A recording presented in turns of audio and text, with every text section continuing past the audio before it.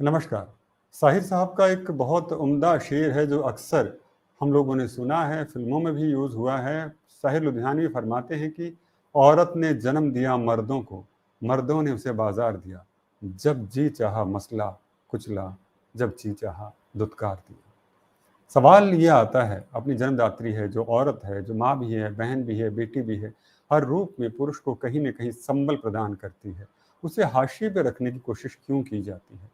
अगर पुरुष इस तरह से कर रहा है तो औरत किस तरह से खुद को संबल प्रदान करे, आगे बढ़े, ना केवल परिवार को और इस बल्कि समाज को भी उन्नत बना सके। आज का विषय हमारा यही है। हम ये जानने की कोशिश करेंगे आज के विषय के इर्द-गिर्द घूमते हुए कि कैसे औरत के साथ में जो चीज़ें जुड़ी रहती हैं और कैसे उनके निदान किए जाने चाहिए, कैसे उससे आशाएँ जुड़ी रहती हैं और कैसे उसको कितने उसको अधिकार दिए रहते हैं और कैसे वो अपनी इन चीज़ों में संतुलन बैठाए और समाज को आगे लेकर जाए। समाज को आगे लेके जाने की ज़िम्मेदारी सिर्फ़ औरत की नहीं होती है। पुरुष भी बराबर का भागीदार होता है, लेकिन हम यहाँ पर ये समझ सकते हैं औरत के हाथ में वो डोर होती है कि वो परिवार का निर्माण करती है और परिवार धुरी बनता है उस समाज के निर्माण की।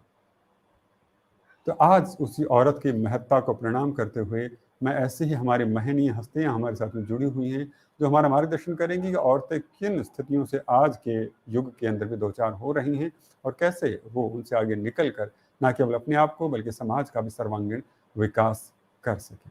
तो चलिए स्वागत करते हैं हमारे साथ जुड़ी हुई उन हस्तियों का जो हमारा मार्गदर्शन करेंगी और हमें बताएँगी कि किस तरह से औरतों का एम्पावरमेंट किया जाना चाहिए और एम्पावरमेंट किया जाना भी चाहिए या नहीं। कहीं हम किसी भुलाओं में तो नहीं घूम रहे हैं कि जिससे शक्ति की आवश्यकता ही नहीं, हम उस शक्ति को शक्ति देने की कोशिश कर रहे हैं। तो चलिए शक्ति को प्रणाम करते हुए स्वागत करते हैं हमारी आज की अतिथियों का।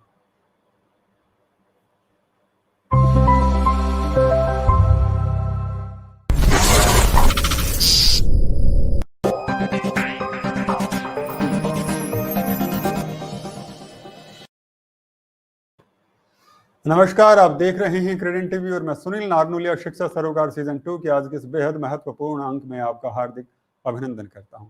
मैं अभिनंदन करता हूं उन सभी दर्शकों का जो हमारे साथ इस कार्यक्रम से जुड़ रहे हैं और आने वाले समय के अंदर जुड़ेंगे और इस वीडियो को बाद में भी बहुत सारे लोग देखेंगे। कार्यक्रम की महत्ता का जो एहसास तो आपको हो ही गया होगा मेरी उस इंट्रो से, जिसमें मैंने ये गुजारिश की है, ये कहा है कि आज हम बात करेंगे उस शक्ति के बारे में जिसे शक्ति देने की कोशिश अक्सर समाज करता है। क्या उस शक्ति को वाकई शक्ति देने की आवश्यकता है या फिर उसे सम्मान देने की आवश्यकता है? इस ऊहापोह से हम लोग पर्दा उठाएंगे। तो चलिए स्वागत करते हैं हमारे साथ में जुड़ी हुई अतिथियों का, हस्तियों का। सबसे पहले हमारे साथ में जुड़ी हुई हैं शख्सियत professor doctor Renu Joshi ji. Professor doctor Renu Joshi ji, मैं आपका हार्दिक अभिनंदन और आभार व्यक्त करता हूं कि आपने हमारा निमंत्रण स्वीकार किया और आज आप हमारे साथ में हैं और हमें मार्गदर्शन करके बताने वाले हैं कि किस तरह से हम जो थोड़ा सा एक कुहासे के दौर से गुजर रहे हैं उसमें से कैसे बाहर निकल सकते हैं और क्या हमें सही निर्णय लेनी चाहिए। औरत की स्थिति के बारे में भी हम बहुत कुछ जानने की कोशिश करेंगे आज आपके जरिए। दर्शकों, मैं आपको यहाँ पर बताना चाहूँगा, प्रोफेसर डॉक्टर रेणु जोशी जी करीब 23 साल से अध्यापन के क्षेत्र के अंदर जुड़ी हुई हैं। वर्तमान समय की अगर मैं बात करूं तो ये प्रिंसिपल हैं एसएस जैन सुबोध पीजी महिला महाविद्यालय रामबाग जयपुर की। ये एक ऐसा प्रतिष्ठित महाविद्यालय है जयपुर का जिसने ढेरों, मैं तो कहूँगा कि सदियां गुजरने को जा रही हैं, जिसको जो इनका जो महाविद्यालय है वो उसका नेतृत्व करता है और आज उसकी एक शख्सियत, उसकी पुरोधा शख्सियत, उसके प्रिंसिपल हमारे साथ में जुड़ी है। तो आप समझ सकते हैं कि हमारे लिए कितना सुखद दिन है, जो हमें बताएंगी कि किस तरह से धन्यवाद सुनील जी। आज की ये जो नई महिलाएं हैं वो एक आकार ले रही हैं और कैसे उनके विचार हैं और वो आगे इस विश्व को कहीं किस तरह से हमारी राष्ट्रीय धरोहरों को कहीं आगे लेकर जाना चाहती हैं। रेणु जोशी जी के बारे में बोलने के लिए बहुत कुछ है, लेकिन मैं कुछ सिर्फ अवार्ड का जिक्र करूँ क्योंकि इनका मुझे लगता है बायोडाटा इतना लंबा है। अगर मैं उसको भी जिक्र करना चाहूँ, उसके ऊपर भी बात करना चाहूँ तो एक शो यकीनन कम पड़ेगा, लेकिन मुझे एक समय दिया गया है नियत, उसके अंदर मुझे इनके बारे में बताना भी और शो को भी करना है। तो मैं कुछ अवार्ड्स का जिक्र ज़रूर करना चाहूँगा। इन्हें 2022 के अंदर शिक्षक सम्मान से सम्मानित किया गया था। साथ ही साथ में इन्हें 2022 के अंदर भारत कोकिला सम्मान से भी सम्मानित किया गया था। इनका सिलेक्शन हुआ था राष्ट्रीय सम्मान अवार्ड 2007 के लिए। इसके साथ-साथ में Shiksha Bharati Puraskar by all India achievers foundation 2008 में इनको दिया गया था। ये और भी बहुत सारी जो चीज़ें जिनसे जुड़ी हुई हैं हम उनका जिक्र बीच-बीच के अंदर करते रहेंगे। इन्हें प्राइड ऑफ जयपुर के जो है उसके सम्मान से भी इनको सम्मानित किया गया था। तो ऐसी सुलझी हुई शख्सियत हमारे साथ में है, तो उनका सम्मान करते हुए, आदर करते हुए, अभिनंदन करते हुए बहुत बहुत प्रणाम करता हूँ। बहुत बहुत धन्यवाद रेणु जी कि आप हमारे साथ में जुड़ी। धन्यवाद सुनील जी। दर्शकों, अब हमारे साथ में जुड़ी जो दूसरी शख्सियत हैं उनसे मैं आपको रूबरू करवाना चाहूँगा। हमारे साथ में जुड़ी हुई हैं निसरीन पोरबंदरवाला जी। निसरीन जी, आपका हार्दिक अभिनंदन और आभार व्यक्त करता हूँ कि आप इस कार्यक्रम से हमारे साथ में जुड़ी और हमें समय दिया कि आपके विचारों से हम अवगत हो सके और हमारे दर्शक भी जो उनके सवाल हैं उनके जवाब उनको मिल सके। दर्शकों, मैं निसरीन जी के बारे में बताना चाहूँगा। निसरीन जी फाउंडर हैं इनफाइनाइट पॉसिबिलिटीज ट्रांसफॉर्मेशनल लाइफ की। ये कोच हैं, हीलर हैं और जो ट्रेनर हैं, हेल्पिंग जो बिजी हैं, जो एम्बिशियस लोग हैं, तो उनको साथ देने की कोशिश करती हैं, या फिर ज़िंदगी से जो बर्न आउट हो चुके हैं और जिन्हें लगता है कि बहुत कुछ करना है लेकिन अभी हम थोड़े से थके पड़ रहे हैं, हल्के पड़ रहे हैं, मांद पड़ रहे हैं, उन्हें ये फिर से ऊर्जा देने की कोशिश करती हैं। और उनकी सफलताओं की अगर मैं जिक्र करूँ तो सिर्फ इतना सा कहना चाहूँगा, ये वो शख्सियत हैं जिन्हें जो विमेन ऑफ इंडिया, जो टॉप 100 जो आइकॉनिक विमेन्स थी इंडिया की, उनके अंदर उनको सम्मानित दिया गया था। और साथ ही साथ में top 10 life coaching provider of India है 2022 में, उसके अंदर भी इनको सम्मान दिया गया था। ये एक रेगुलर कॉलमनिस्ट हैं परफेक्ट विमेन मैगजीन की। तो आप समझ सकते हैं एक ऐसी सुलझी हुई हस्ती जिसे देश नहीं विदेशों में सम्मान मिल रहा है, वो आज हमारे साथ में है और हमारा मार्गदर्शन करेंगी। बहुत बहुत धन्यवाद निसरीन जी कि आज आप हमारे साथ में जुड़ी हुई हैं और हमारा मार्गदर्शन करेंगी और हमें उन पहलुओं से रूबरू करवाने की कोशिश करेंगी जिस पे कहीं न कहीं पर्दे पड़े हुए हैं। बहुत बहुत धन्यवाद आप। Thank you so much for having me जी। और अब जिस तीसरी शख्सियत से मैं आपको रूबरू करवाना चाहूँगा वो हमारे साथ में जुड़ी हुई हैं अनघा सुंडे जी। अनघा जी, आपका हार्दिक अभिनंदन और आभार व्यक्त करता हूँ कि आप हमारे साथ इस मंच के ऊपर हैं और आज हम आपके युवा विचारों के जरिए जानने की कोशिश करेंगे कि किस तरह से औरतों के लिए जो वर्तमान स्थितियाँ हैं वो हैं और कैसे होनी चाहिए। इसके बारे में हम लोग आपके ज़रिए बात करने वाले हैं। दर्शकों, मैं आपको अनघा जी के बारे में बताना चाहूँगा यहाँ पर। ये फाउंडर हैं माइंड मैटर्स की। ये लाइफ कोच हैं और कोशिश करती हैं कि जीवन को तनाव से किस तरह से मुक्त किया जा सके, क्योंकि इनका मानना है कि जीवन में जब तक तनाव रहेगा, जब तक समता नहीं आएगी, तब तक समृद्धि भी नहीं आ सकती। और समृद्धि का मायना इनके लिए सिर्फ रुपया पैसा नहीं है, समृद्धि का मायना इनके लिए है समता है। इनका मायना ये है कि जब आप किसी दूसरे को देख के प्रसन्न होते हैं, खुश होते हैं, तो आप मान के चलिए कि आप समृद्धि की तरफ हैं। तो ऐसी सुलझी हुई और कुशल एक कहूँ लाइफ कोच, एक मेंटर हमारे साथ में, ये हमारे लिए सौभाग्य का विषय है। तो इसी विषय पे, इसी अपने सौभाग्य पे गर्व करता हुआ मैं आज के कार्यक्रम को शुरू करने की इजाज़त चाहता हूँ। बहुत बहुत धन्यवाद अनघा जी कि आप हमारे साथ में जुड़ी हुई हैं, हमें समय दिया और अब हम सवालों का सिलसिला शुरू करते हैं। हमारे अतिथि हमारे साथ जुड़ चुके हैं। मैं देख रहा हूँ हमारे साथ में ढेरों हमारे दर्शक जुड़े हुए हैं और वही बहुत सारे सवाल लेके आने लगे हैं। लेकिन कुछ सवाल मेरे जहन के अंदर कुलबुला रहे हैं जिनको मैं यहाँ पूछना लाजमी समझता हूँ, क्योंकि जब तक मैं खुद अंदर से शांत नहीं रहूँगा, मैं दूसरों की शांति के लिए क्या पहल कर सकता हूँ। तो इसी के लिए मैं आप गुणीजनों से आज्ञा लेते हुए आज ये कार्यक्रम को शुरू करने की इजाज़त चाहता हूँ। आज की अगर बात करें, मैं पहला जो सवाल रेणु जोशी जी से लेना चाहूँगा। रेणु जी, अगर हम लोग आज की तारीख की अगर बात करें, जब हम बात कर रहे हैं कि हम 21वीं सदी के अंदर जी रहे हैं और यहाँ पर औरतों को भी बराबरी का दर्जा दिया जाता है, ऐसी स्थिति के अंदर आप एक महाविद्यालय चलाती हैं और वो महिला महाविद्यालय चलाती हैं, तो क्या समझती हैं कि आज के समाज के अंदर महिलाओं का क्या स्थान है और वो किस दिशा में जा रही हैं, वो कहाँ अपने आप को रखती हैं? सुनील जी, मैं अगर अभी वर्तमान की बात करूं तो विमेन एम्पावरमेंट के लिए काफ़ी काम हो रहा है और महिलाओं की एजुकेशन पे भी, उनकी स्किलिंग पे भी काफ़ी ध्यान दिया जा रहा है। लेकिन अगर मैं आपसे बात करूं कि विमेन एम्पावरमेंट की जर्नी जो हमारी चालू हुई थी हमारी आज़ादी के टाइम से, और जब हमारा संविधान अस्तित्व में आया था 1950 में, तब से महिलाओं को इक्वलिटी का अधिकार दिया गया था और ये माना गया था कि महिलाओं को और पुरुषों को बराबर का अधिकार है और कहीं पे भी उनके साथ कोई भी डिस्क्रिमिनेशन करना प्रोहिबिटेड है। लेकिन अगर आज हम 75 वर्ष बाद अगर मैं उस एम्पावरमेंट की बात करूं आपको, तो मैं आपको बताना चाहूँगी कि अभी भी हमारे समाज में 25% महिलाएं हैं जो या तो वर्किंग हैं या वर्किंग होना चाहती हैं। उस कंपैरिजन में जहाँ पर 82 मेंस वर्किंग हैं, तो ये जितना 75 साल में महिला सशक्तिकरण होना चाहिए था, महिला को समानता के अधिकार दिए जाने चाहिए थे, वो अभी नहीं मिले हैं। लेकिन उसमें मैं आपको बताऊंगी पिछले 5-6 साल में काफ़ी पॉजिटिव रिजल्ट्स आए हैं। जैसे कि अगर हम 2017 से 2022 तक की बात करें तो 2017 में अगर विमेन लीडर्स यानी कि ऑर्गेनाइजेशन और institutes those are headed by women are पहले 14% थे, अब वो अप्रोक्सीमेटली 28 to 30% हो गए हैं। इसी बारे में मैं अगर अभी बात करूं पिछले 5 साल में तो बहुत सारे स्टार्टअप्स हैं। 45% जो स्टार्टअप्स हैं वो महिलाओं के द्वारा, महिलाएं उनकी फाउंडर हैं, वो महिलाओं के द्वारा उनकी स्थापना की गई है और लगभग 2.7 करोड़ लोगों को उसमें एम्प्लॉयमेंट दिया गया है। तो विमेन एम्पावरमेंट हो रहा है, एजुकेशन, महिलाएं एजुकेटेड हो रही हैं, स्किलिंग भी हो रही है, पर वो जो रेट, जो दर होनी चाहिए थी पुरुषों के कंपैरिजन में, वो नहीं हो रही। मैं आपका ध्यान आकर्षित करना चाहूंगी, अभी 14 को अंतर्राष्ट्रीय लोकतंत्र दिवस था, जिस पर 10,000 कंपनियों में सर्वे हुआ और उसमें ये माना गया कि 60% महिलाओं को बराबर क्वालिफिकेशन और प्रोफाइल रखने के बावजूद भी उनकी सैलरी काफ़ी कम है। और जैसे कि मैंने आपको बताया कि 25% वर्किंग हैं महिलाएं और मैन 82% हैं। अगर आप फाइनेंशियल गेन्स अगर आप देखें तो उनमें उसमें बहुत ज़्यादा अंतर है, मतलब 1/5 फाइनेंशियल गेन है महिलाओं को। तो अभी इस क्षेत्र में बहुत काम करने की आवश्यकता है, महिलाओं को ज़्यादा एजुकेट करने की आवश्यकता है और वो जो ब्रिज गैप है उसको ब्रिज करने की आवश्यकता है। बहुत सारी जो एजुकेटेड फैमिली हैं या अर्बन एरियाज़ की गर्ल्स हैं उनको मौके मिल रहे हैं, लेकिन रूरल एरिया में ये प्रतिशत और भी कम है। तो हम कोशिश कर रहे हैं कि हमारे महिला जो गर्ल्स हैं उनको ज़्यादा से ज़्यादा एजुकेट किया जाए, उनको स्किल बनाया जाए।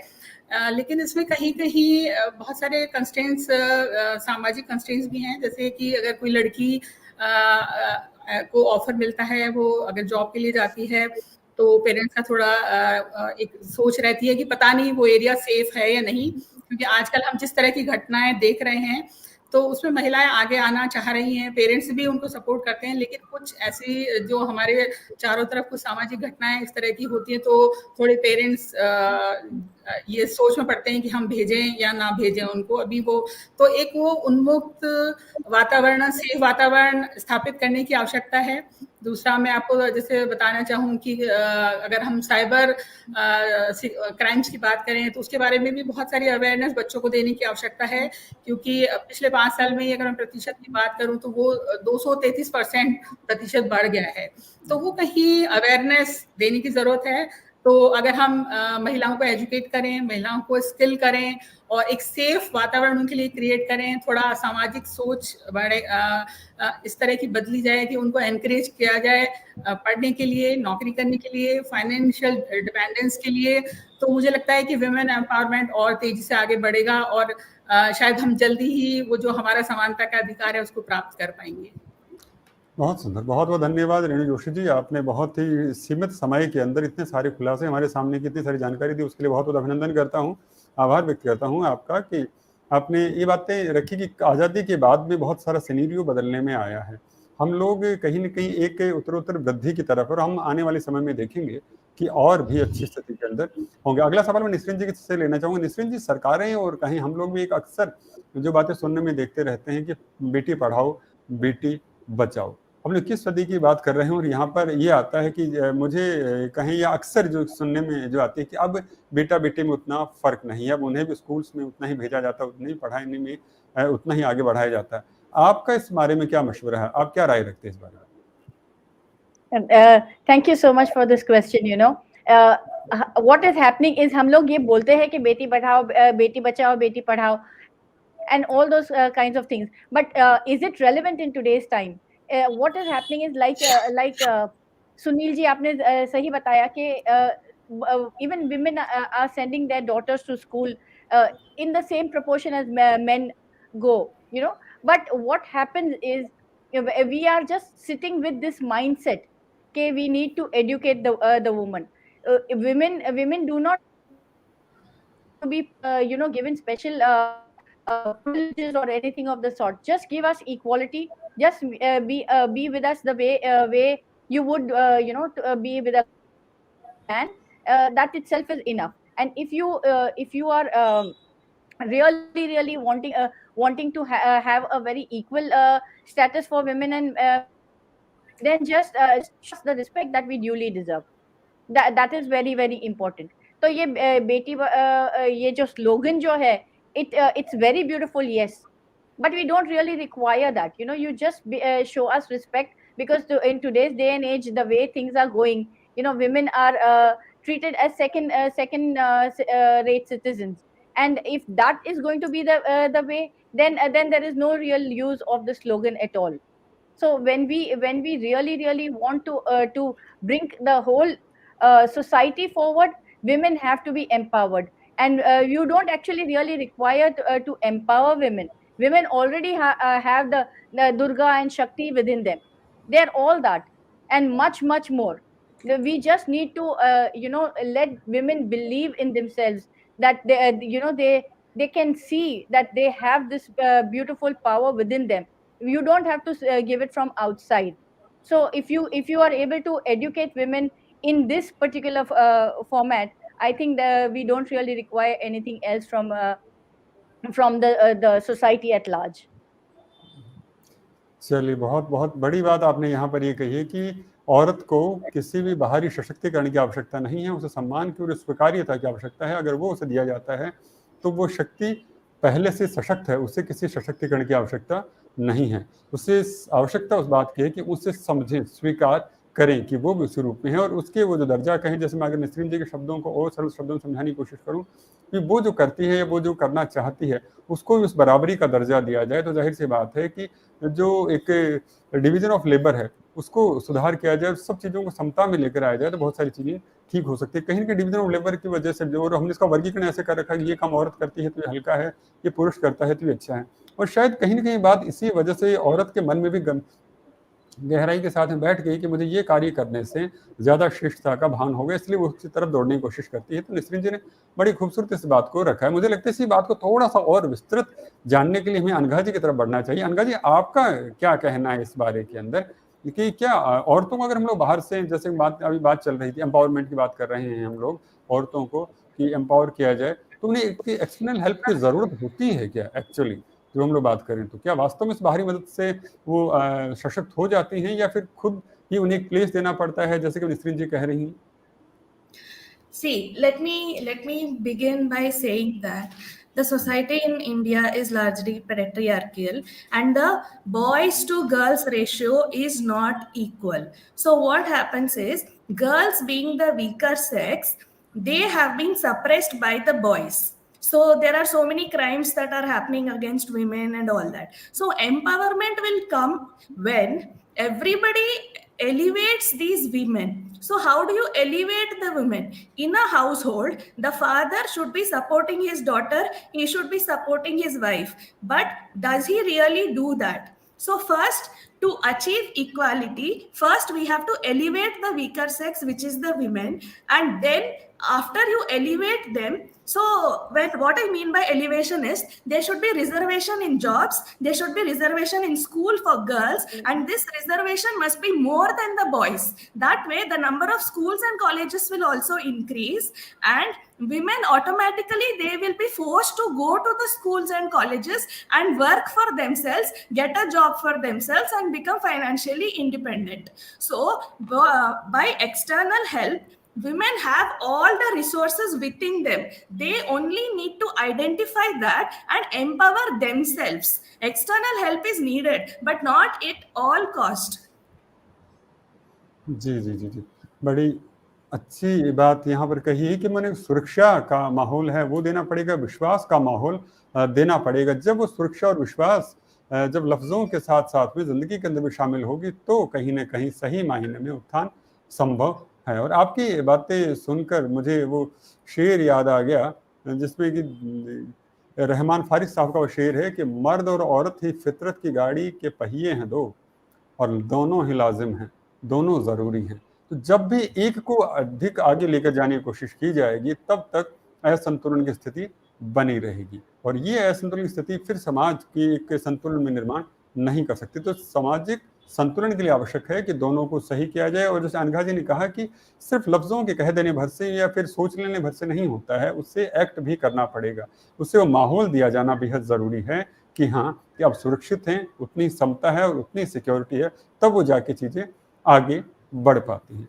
चलिए एक बार फिर से मैं प्रोफेसर रेणु जोशी जी की तरफ बढ़ना चाहूँगा। प्रोफेसर साहिबा, मेरा सवाल बनकर आता है कि भारतीय संविधान की अगर हम लोग बात करें, क्योंकि ये सवाल मैं नहीं, हमारे साथ में दर्शक जुड़े हुए हैं, रणवीर तोनीवाल साहब, उन्होंने पूछा है, ये जानना चाहते हैं कि भारतीय संविधान में महिलाओं को समान अधिकार देने में बाबा साहब डॉक्टर भीमराव अम्बेडकर की भूमिका के बारे में बताइए कि संविधान में और औरत को क्या दर्जा दिया गया है और कितनी इक्वलिटी की बात कही गई, उसके बारे में थोड़ा सा मार्गदर्शन करें। हाँ, वो महिलाओं को बिल्कुल बराबरी का अधिकार दिया गया है हर क्षेत्र में। वो पुरुषों के समान कार्य कर सकती हैं, पढ़ाई कर सकती हैं और पुरुषों के समान वो सभी कार्य कर सकती हैं जो एक पुरुष को अधिकार दिए गए हैं, समान अधिकार ही महिलाओं को भी दिए गए हैं हमारे संविधान में।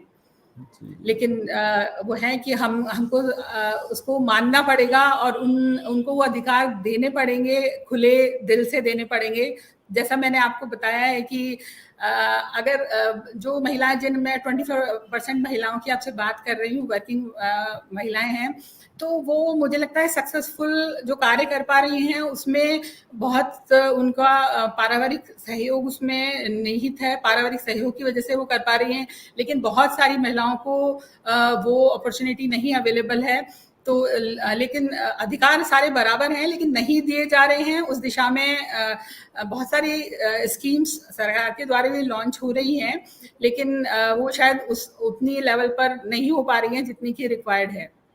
बहुत बड़ी बात कही आपने। मुझे लगता है कि यही बात जो संविधान सभा के अंदर बाबा साहब भीमराव अम्बेडकर ने भी संविधान पेश किया था, तब भी एक बात उन्होंने कही थी अपने काम में, जो भाषण को शुरू करने से पहले, कि कोई भी संविधान कितना भी अच्छा क्यों ना हो, अगर उसे मानने वाले अच्छे नहीं हैं तो अच्छे से अच्छा संविधान भी खराब हो जाता है, और अगर उसे मानने वाले अच्छे हैं। जी।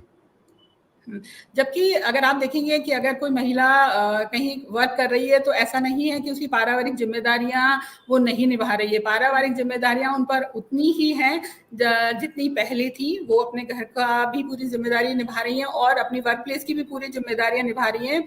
और अगर जैसा कि मैंने अभी आपको बताया, रिसेंट ऑक्सीफेम इंडिया की जो स्टडी आई है जिसमें 67 महिलाओं को उतनी सैलरी नहीं दी जा रही, बावजूद इतने कि वो पूरी काबिलियत से काम कर रही हैं, बराबर का उनके पास अनुभव है, बराबर उनके पास स्किल है, बराबर उनके पास टैलेंट और क्वालिफिकेशन होने के बावजूद भी उनको वो सैलरीज नहीं मिल रही हैं जो उनको मिलनी चाहिए। तो कहीं वो जो हमारे संविधान में हमको 50% का जो अधिकार समानता का दिया गया था वो अभी पूर्ण रूप से नहीं मिल पा रहा है। तो अब उसके लिए बहुत इस दिशा में कार्य करने की आवश्यकता है। वो राज्य स्तर पर और केंद्र स्तर पर और पारिवारिक स्तर पर और सामाजिक स्तर पर भी जरूरी है, क्योंकि महिलाओं को उनको एनकरेज किया जाए और जो थोड़ी सी जो उनकी जिम्मेदारियां हैं अगर उनको सब इक्वल मानते हुए अगर शेयर की जाए तो मुझे लगता है महिलाएं और बढ़ेंगी। क्योंकि मैं अपने अनुभव से, क्योंकि मेरा बहुत अनुभव रहा है महिलाओं के साथ काम करने का, और उसमें मैंने देखा है कि हाँ, बहुत सारे बच्चे, जब मैं इंजीनियरिंग कॉलेजेस में थी तो बहुत सारी लड़कियां हैं जो बहुत अच्छे प्लेस होती थी, बॉयज से आगे जाके प्लेस होती थी, लेकिन वो उनको 2-3 साल बाद उनको जॉब छोड़ने पड़ते थे क्योंकि शादी हो जाती थी या फिर आगे उनको वर्क प्लेस अपना, अब शादी अगर हुई है किसी भी रिलेशनशिप में है तो अगर नौकरी छोड़ने की बात आएगी तो वो ये इस बात को तो सोचा भी नहीं जाएगा कि पुरुष अपनी जॉब छोड़कर जहां पर महिला काम कर रही है वहां आए। ये मान लिया जाता है कि महिला, अब अगर पुरुष कहीं और बाहर जॉब कर रहे हैं तो महिला ही अपना वर्क छोड़कर जाएगी। ऐसी मैं बहुत सारी महिलाओं को जानती हूँ जो बहुत ज्यादा क्वालिफाइड हैं, टैलेंटेड हैं, बट लेकिन दोनों एक साथ वर्क प्लेस पे काम, दोनों को एक जगह नहीं काम कर सकते, तो महिलाओं को ही अपना जॉब सेक्रीफाइस करना पड़ता है और उनको वहां जाना पड़ता है। तो ये सारी चीजें हैं जो महिलाएं बहुत सारी जब जॉब शुरू में लगने के बाद, लेकिन उनको 5 साल बाद, बच्चे होने के बाद, अपनी फैमिली रिस्पॉन्सिबिलिटी के बाद, इवन जब बच्चे करियर ईयर में होते हैं तो भी बहुत सारी महिलाओं को इसलिए कि बच्चों को करियर में उनको सपोर्ट करना है तो इसलिए उनको जॉब छोड़ना पड़ता है। तो लेकिन इनके सॉल्यूशंस निकाले जा सकते हैं फ्लेक्सी आवर्स के माध्यम से, या उनको इस तरह की अपॉर्चुनिटी दी जा सकती है। तो ये इन सारे समाधानों के साथ हम महिलाओं को सशक्त कर सकते हैं और उनको प्रमोट कर सकते हैं कि वो ज़्यादा से ज़्यादा अपना करियर चूज कर सकें या बहुत सारी जो भी वो करना चाहती हैं वो कर पाएं।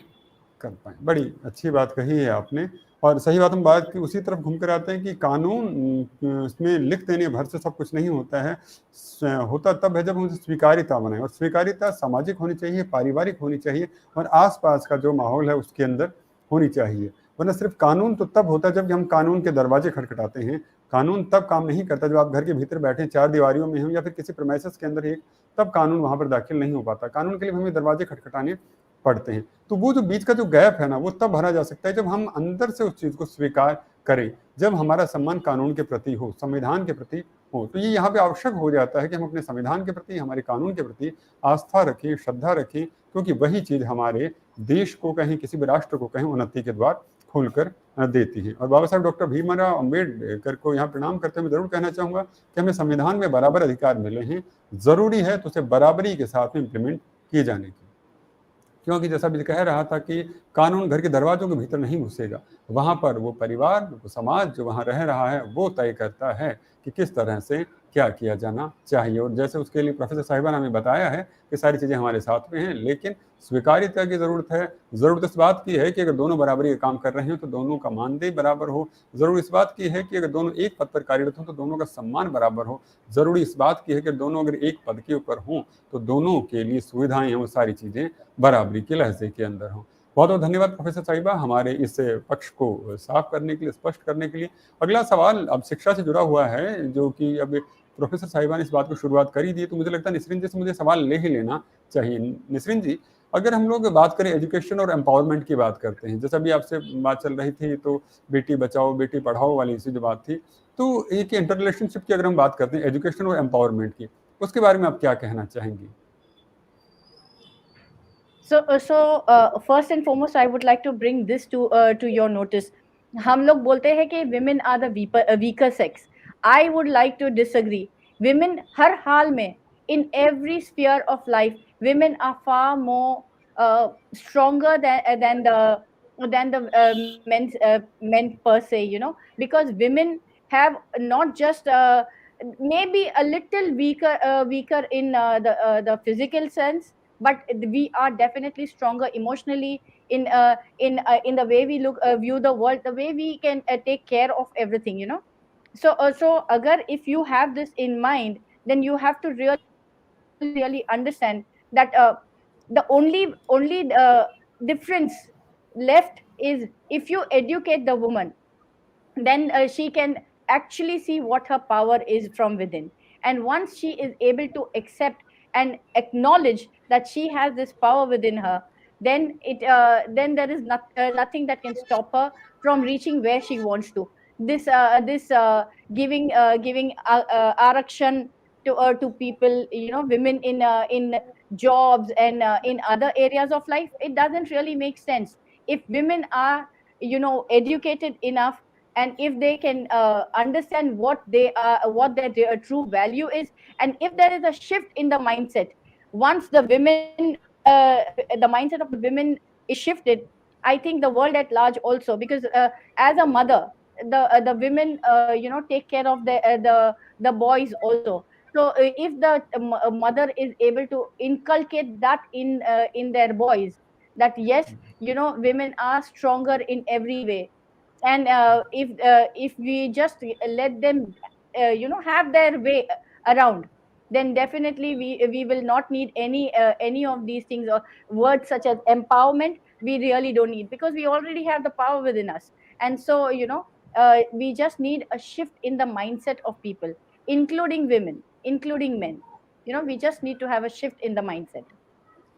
चलिए, बड़ी अच्छी बात कही है कि जड़ों को सींचने से सारी चीजें समृद्ध हो सकती हैं, और जब तक जड़ें सींची नहीं जाएंगी तब तक तो वृक्ष सूखते ही नजर आएंगे। निसरीन जी ने सही कहा कि अगर आप चाह रहे हैं कि इक्वलिटी की बात हो, तो वो शुरुआत हमें कहीं ना कहीं हमारे परिवार से करनी पड़ेगी, हमारे उस माहौल से करनी पड़ेगी जो कि आगे जाके समाज का, राष्ट्र का निर्माण करने वाला है। बड़ी अच्छी सी बात बताई कि हमें महिला को कहीं के सशक्त करें, उससे कहीं ज्यादा जरूरी है पुरुष को ये समझाएं कि कि महिला भी उसी बराबरी के दर्जे के ऊपर है, उसे किसी भी तरह से कमतरी के ऊपर ना आंका जाए और उसे बराबरी का सम्मान दिया जाए और उसको भी उसी तरह से सुरक्षित करने की कोशिश की जाए। चलिए, बहुत बहुत धन्यवाद निसरीन जी।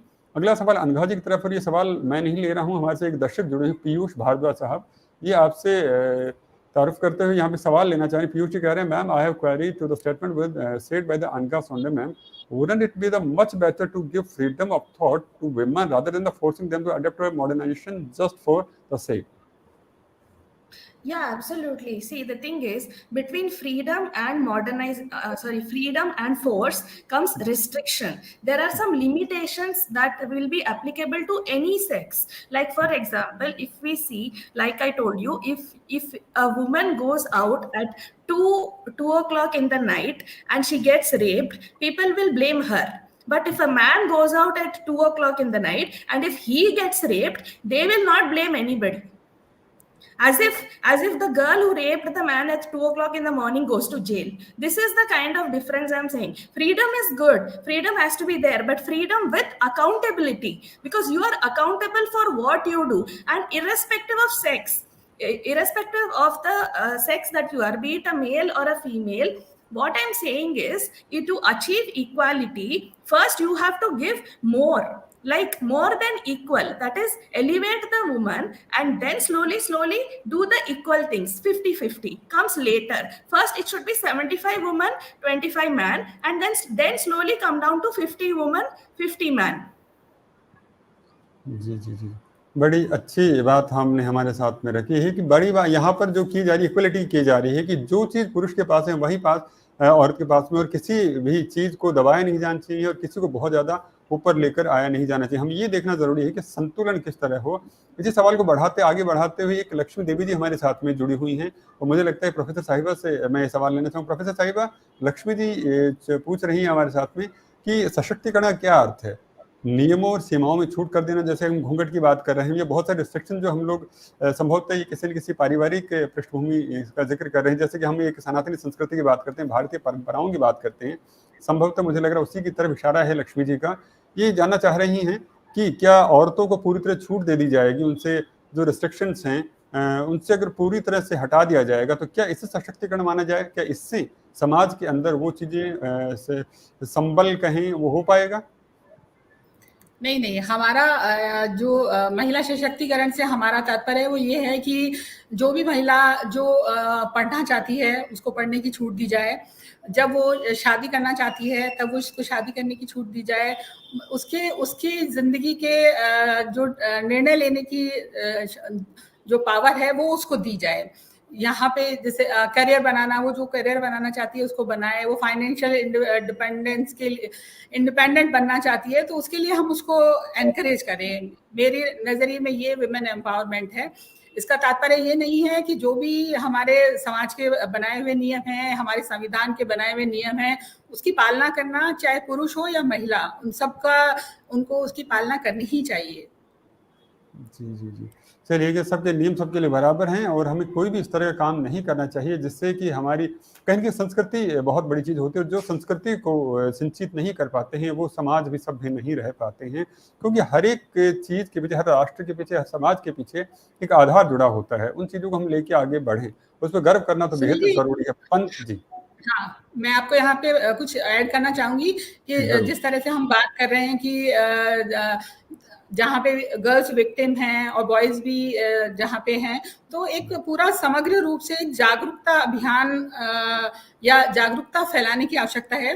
क्योंकि जैसे हम कभी सुनते हैं कि कुछ वीडियोस वायरल हो गए हैं और उस तरह का, तो बॉयज को भी ये बताने की आवश्यकता है कि इसके क्या रिपरकशंस हो सकते हैं और वो उसमें कानून के तहत उनको क्या क्या पनिशमेंट हो सकती है, क्योंकि उनको भी ये जानकारी देने की आवश्यकता है और गर्ल्स को भी इसके बारे में जागरूक करने की आवश्यकता है। जैसे मैंने आपको बताया कि अभी टेक्नोलॉजी का बहुत एडवांसमेंट हो गया है, बहुत सारी चीज़ें वायरल हो जाती हैं और वो बहुत सारे लोगों के लिए, बहुत सारी गर्ल्स के लिए बहुत शर्मनाक भी हो जाती हैं। तो उसके लिए दोनों तरफ एक जागरूकता फैलाने की पूरे समाज में आवश्यकता है कि इनके क्या रिपरकशंस हैं, जिससे कि इस चीज़ को हम सॉर्ट कर पाएं। ये जो अभी जो चल रहा है, इस समाज को हम कहीं एक अच्छा समाज बनाने में एक भागीदारी निभा पाएं।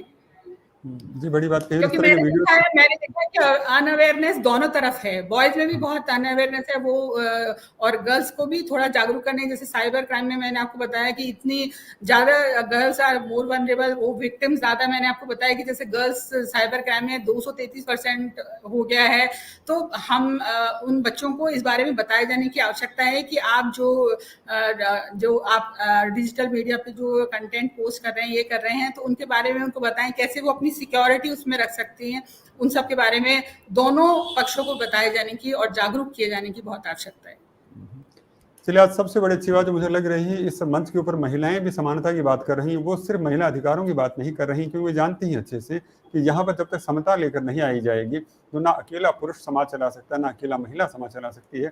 और जरूरी है संतुलन, दोनों का दृष्टिकोण समझना होगा। दोनों के दृष्टिकोण को समझते हुए एक संतुलित पथ पर आगे बढ़ते हुए हमें एक समृद्ध समाज का निर्माण करना होगा। मुझे लगता है कि जब इतने खुले विचार अगर हमारे समाज के अंदर होंगे, तो ये देश, ये राष्ट्र निसंदेह प्रगति भी करेगा और विश्व गुरु बनने की तरफ होगा। मुझे वो झलक, वो नज़र आ रही है कि, और बहुत बहुत प्रणाम करता हूँ आप लोगों को, इतने सुंदर बातें हमारे साथ में यहाँ पर आ रही हैं। लेकिन आपने जो बात शुरू की, उसी से संबंधित एक सवाल हमारे साथ में विश्वास झा साहब ने कर लिया है।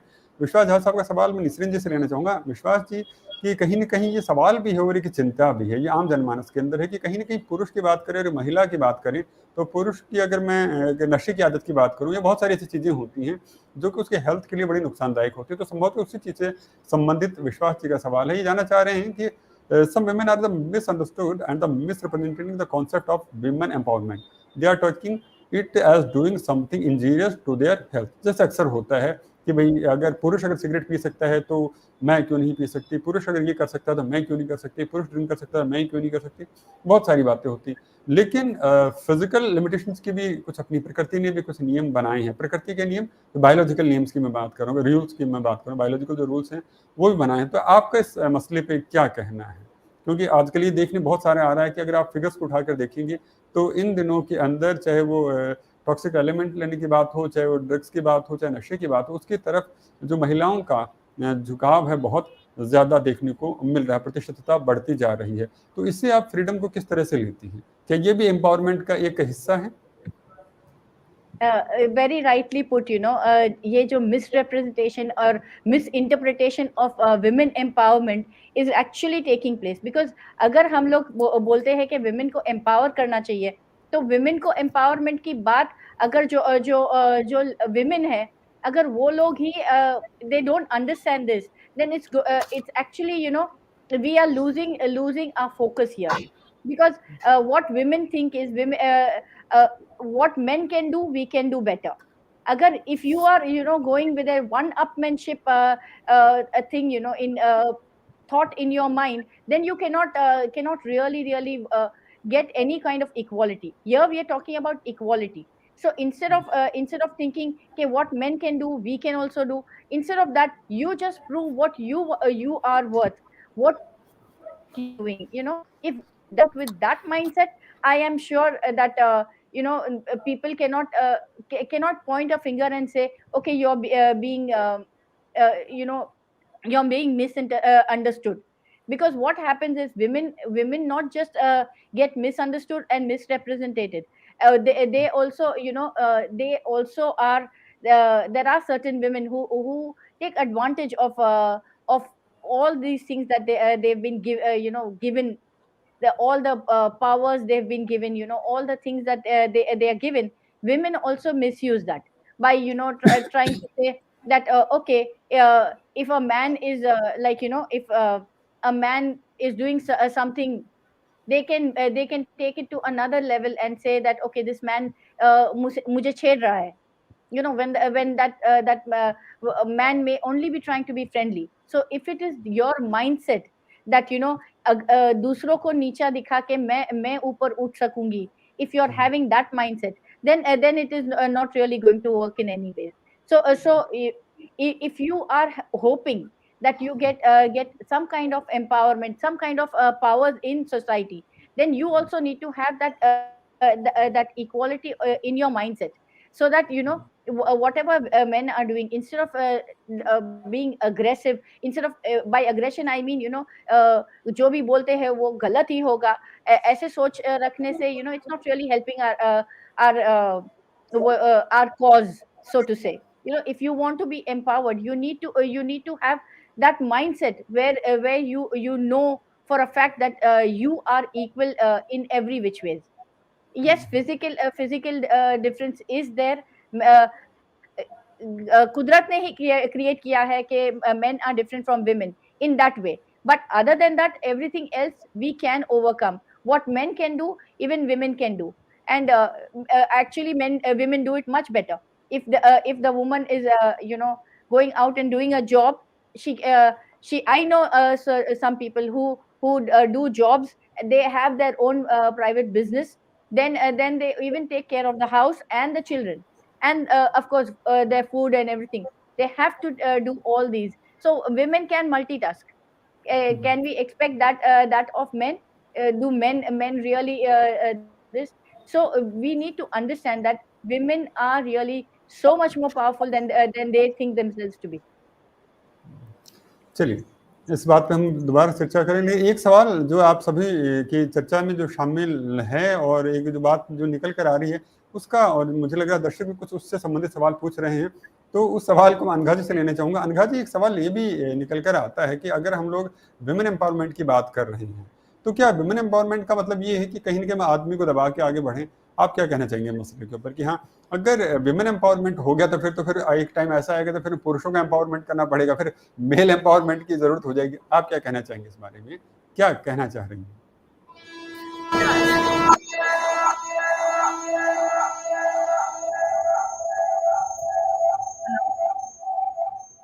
Yeah. So empowerment is needed for every individual, be it the male, be it the female, or be it the third gender. But the thing is how you exercise that empowerment to bring fruitful results to the society. Now, if in a household the female is not empowered, then that time what happens? The children will learn from the mother, and they will also follow the same slavery sort of a mindset, saying that after marriage I will also do the seva of my husband and all. Okay, but if the male empowers the female, saying that if I empower her, I will also be benefited, I will also empower myself. So that perspective is needed. So it is not like you wear chappal and press the man and stamp him and say I will rise above you. That is not the case. You have to move amicably together, grow together, because opportunities are available, and exercise your intelligence in such a way that you are not causing any harm to anybody or hurting anybody. I know injustice has happened and all that. People are taking revenges, going to courts and all that. But you should forgive. Sometimes you should forgive to grow forward. That is the meaning of empowerment. And one more thing, suppression is not going in the negative way and achieving. You will never achieve any positive result by going the negative way. So you cannot say that tomorrow I will become the PM. So before becoming PM, I will do corruption, I will do murder, I will have criminal cases. So that is not the formula to achieve anything. So being empowered means you have to motivate yourself on a daily basis and motivate the people around you also, because your success is dependent on the environment too. So there is no question of suppression.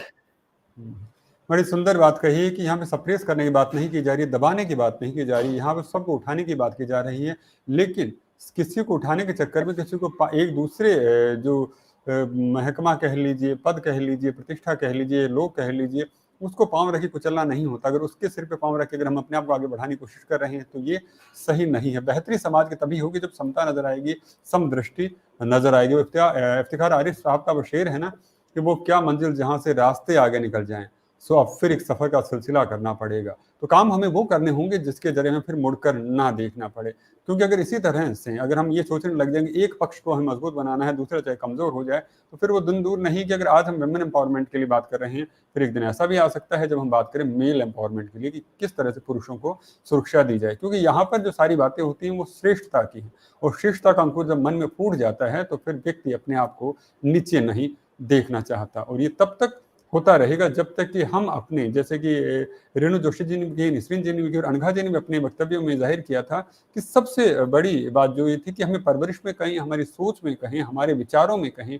आचार विचार में कहीं चीज़ लेकर आनी पड़ेगी कि सबको समदृष्टि रखना होगा, सबको समानता के पक्ष के ऊपर रखना होगा, सबको एक साथ ऊपर लेकर जाना है, तभी हम सारी बातों को सही ढंग से करके आ सकते हैं। बहुत बहुत धन्यवाद अनघा जी, इतने सुंदर शब्दों में बहुत अच्छी बात नहीं कही। ज़्यादा मेरे लिए खुशी की बात यह है कि हम लोग अक्सर ये देखा जाता है कि जब किसी पुरुष से बात की जाती है, पुरुष के अधिकारों में, वो सिर्फ अपनी बात रखता है, महिलाओं से बात की जाती है तो वो सिर्फ अपनी बातों को रखने की कोशिश करती है। लेकिन हम बड़े सौभाग्यशाली हैं कि आज हमारे साथ में जो पंच हैं, जो इसके न्यायाधीश जो बैठे हुए हैं, जो बात करने वाले हैं, जो अपना रुख रखने वाले हैं, ये बिल्कुल निष्पक्ष हैं और अपनी बातों को बिल्कुल सही ढंग से रख रहे हैं, दोनों पक्षों को उसी महत्व के साथ में ले रहे हैं।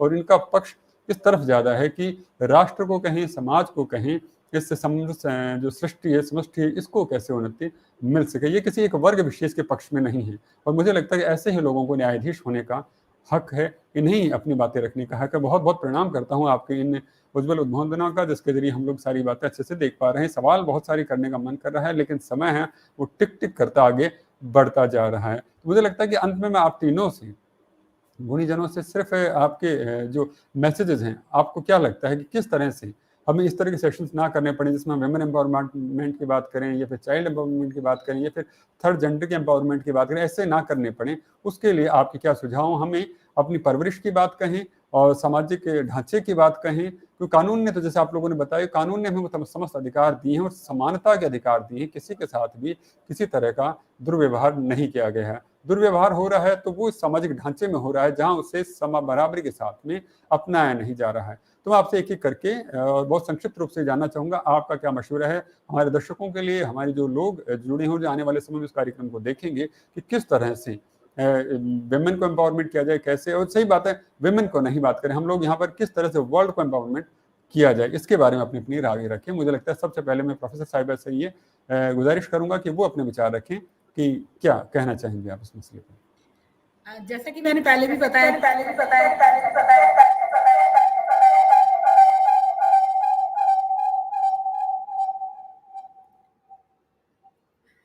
कि हमें एक सेफ और एक उन्मुक्त वातावरण और समाज की स्थापना करने की आवश्यकता है।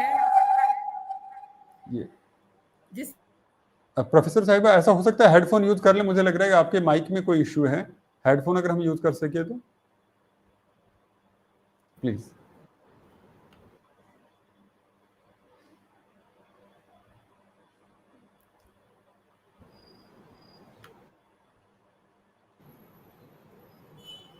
जी, अब बोलिए। जी प्रोफेसर साहिबा, मुझे लगता है अब ठीक होगा, अब बोलिए। अब बोलूं? जी, अब now I am perfectly Audible? बिल्कुल बिल्कुल अच्छे से है, आवाज आपकी अच्छे से आ रही।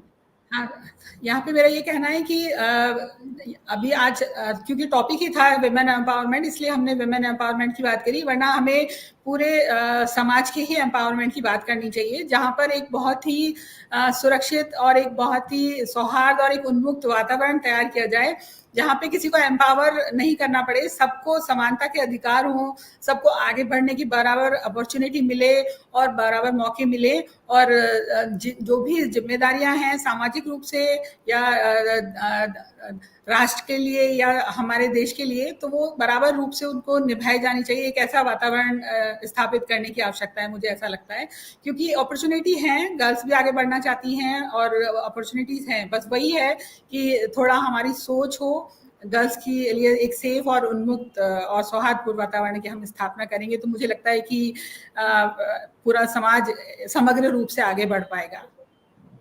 चलिए, बहुत बहुत धन्यवाद प्रोफेसर साहिबा। अगला जो कहूँगी, निसरीन जी से मैं गुजारिश करूंगा कि वो भी अपना राय रखेंगे, आप क्या कहना चाहती हैं? Yeah. So I'm not taking away from anyone, men or women, but there is a very old saying, that if you educate a man, you educate one person. If you educate a woman, you educate an entire generation. So agar hum log, the reason for this is because the woman, the hand that rocks the cradle can rule the world. So agar एक women को वो इतना empowerment और ये मिलता है, you know, freedom, so she can educate her generation to be that kind of a generation which is talking about equality and not about putting somebody down or empowering somebody. We are going to talk about equality, and that is very very important, you know. ये अगर mindset अगर हम हमारे सारे समाज में आ जाएगा, then I think there is no looking back. चलिए बहुत बहुत धन्यवाद। अनघा जी, आपके विचारों को जानने के लिए उत्सुक हम लोग, आप क्या कहना चाहेंगी? ये म्यूट कर रखा है आपने खुद को, अनम्यूट कर दीजिए जी। Yeah, so I'll keep it short and sweet. So in every country, based on the gender ratio that the population has, we have to create equal opportunities, like Nisreen said, so that we can, and we have to put, to some extent, we should put pressure for good things to happen. Like rich people become rich, poor people become poor. This should not be the case. Rich people should realize that they have to come out of their comfort zone and help the poor people, so that the society will benefit as a whole. Tomorrow, if India is a developing nation, if the developed people come and help the poor people, that time India will become a developed nation. For that, they have to realize that they have a moral obligation to empower every person in the high society, must empower at least one person in their lifetime, sponsor education or give opportunity for job, help them. So helping must come naturally. बहुत सुंदर बात कही। शिक्षित करें, सहायता दें एक दूसरे को, और एक दूसरे को संबल दिया जाना जरूरी है, क्योंकि हम सभी बेल की तरह हैं। जब तक बेल को सहारा नहीं मिलता तो वो आगे अच्छे ढंग से खड़ी नहीं हो पाती। तो वृक्ष बनने के लिए जरूरी है कि उसे सहारा मिले, और सहारा तब मिलता है जब हम लोग एक दूसरे से बात करना शुरू करते। अक्सर हम उलझन में पड़े रहते हैं कि वो क्या कहेगा, वैसा क्या हो सकता है, उसका नजरिया क्या होगा। हम अपने परसेप्शन खुद गढ़ लेते हैं। मुझे लगता है कि आज जैसे खुली मंत्रणा यहाँ पर हुई है, और उसके जरिए हमें जो देखने को मिला है कि अगर एक ओपन इस तरह के अगर मंच रखे जाएं, एक वहाँ पे खुले मंच अगर रखे जाएं, तो लोग, और इस तरह से जो अच्छे लोग आते हैं, वो बातों को बड़ी ईमानदारी के साथ में रखते भी हैं। मुझे कार्यक्रम का समापन करते करते वो शेर ध्यान आ गया अंबर साहब का, कि फरमाते हैं कि मुश्किल को समझने का वसीला निकल आता, तुम बात तो करते, कोई रास्ता निकल आता। हम बातें नहीं करते, हम अपने ही मन में कुढ़ते रहते हैं कि मैं ऐसा हूँ, वो ऐसा सोच रहा है, और उसके बारे में ये होनी चाहिए। कहीं ना कहीं हम अपनी आकांक्षाओं को और अपने अधिकारों को और अपने विचारों को जब बिल्कुल संयत तरीके से, जैसे कि आज रखे गए, अपने विचारों को बहुत शांत और संयत तरीके से हमारे समक्ष रखा गया है, तो उस चीज़ों ने बदलाव की पहल की है। तो जिस तरह से अगर पहल की जाएंगे, तो मुझे लगता है कि वो दिन दूर नहीं है जब हम जिस समता की बात आज इस मंच के जरिए कर रहे हैं, हमें हमारे समाज में, हमारे राष्ट्र में और इस विश्व में देखने को मिलेंगी।